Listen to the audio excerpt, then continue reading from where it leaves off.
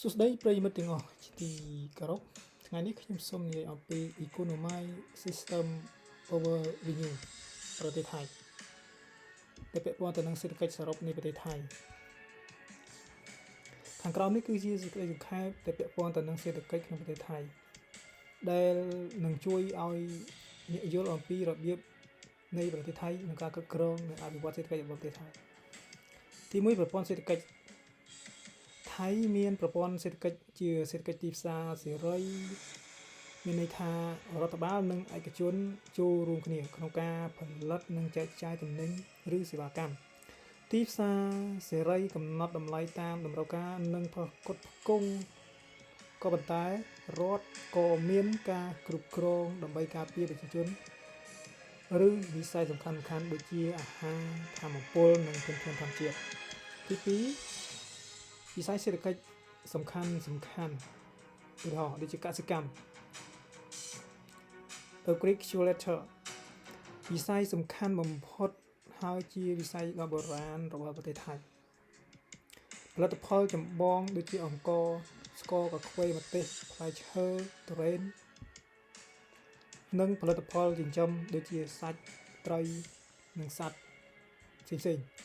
ថៃជាអ្នកនាំចេញអង្ករលេខ1ឬលេខ2នៅអាស៊ីយើងនេះចំណុចទី2ឧស្សាហកម្ម industry គ្រឿងយានយន្តសម្ភារៈអេឡិចត្រូនិកសម្លៀកបំពាក់និងផលិតផលជ័រក្រុមហ៊ុនអន្តរជាតិជាច្រើន Toyota Honda Samsung Western Digital មានរោងចក្រនិងមជ្ឈមណ្ឌលផលិតកម្ម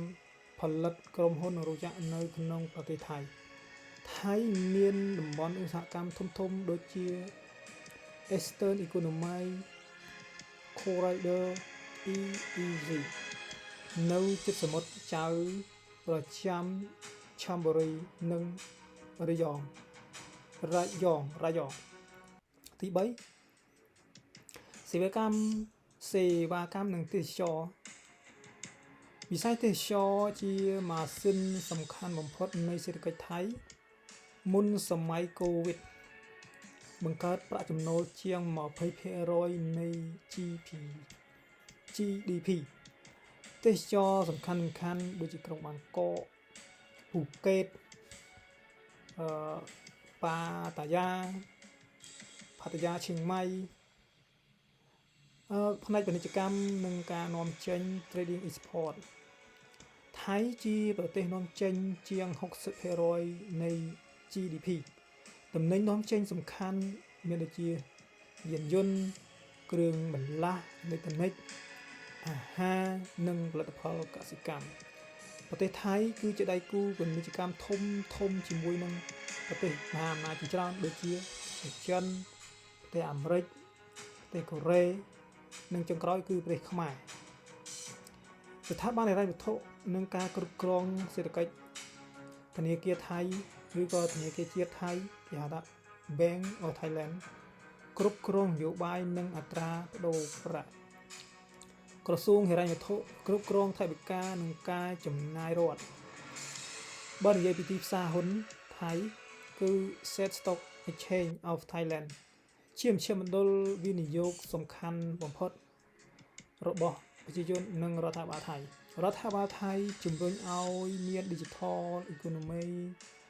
និង Green Agency Investment ដើម្បីបង្កើនប្រសិទ្ធភាពនាពេលអនាគតទី4ស្ថានភាពសេដ្ឋកិច្ចបច្ចុប្បន្ននៅឆ្នាំ2025នេះតាមរបាយការណ៍ថ្មីបំផុតគឺថ្មីមែនទែនសេដ្ឋកិច្ចថៃកំពុងត្រឡប់មកវិញបន្ទាប់ពីការបន្ថយក្រោយកូវីដការរីកចម្រើន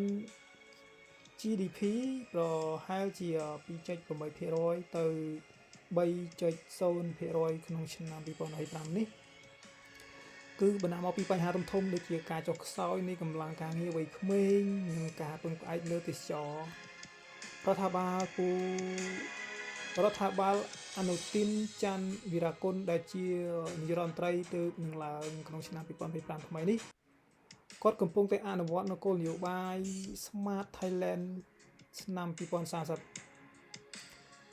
ដើម្បីបំលែងសេដ្ឋកិច្ច ទៅបែប digital និងបៃតង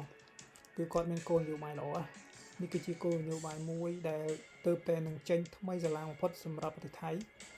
ហើយសូមស្នើឲ្យបងប្អូនខ្មែរយើងគិតអំពីបញ្ហានេះផងជាពិសេសគឺថ្នាក់ដឹកនាំខ្មែរយើងគឺសេដ្ឋកិច្ចនេះគឺវាសំខាន់ណាស់សម្រាប់ទ្រទ្រង់ដល់ប្រជាពលរដ្ឋនិងប្រទេសជាតិប្រាក់ចំណូលរបស់រដ្ឋាភិបាលនិងរូបិយប័ណ្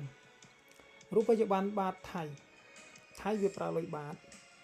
តម្លៃលុយបាតគឺមានស្ថិរភាពខ្លាំងដោយសារតែការគ្រប់គ្រងល្អ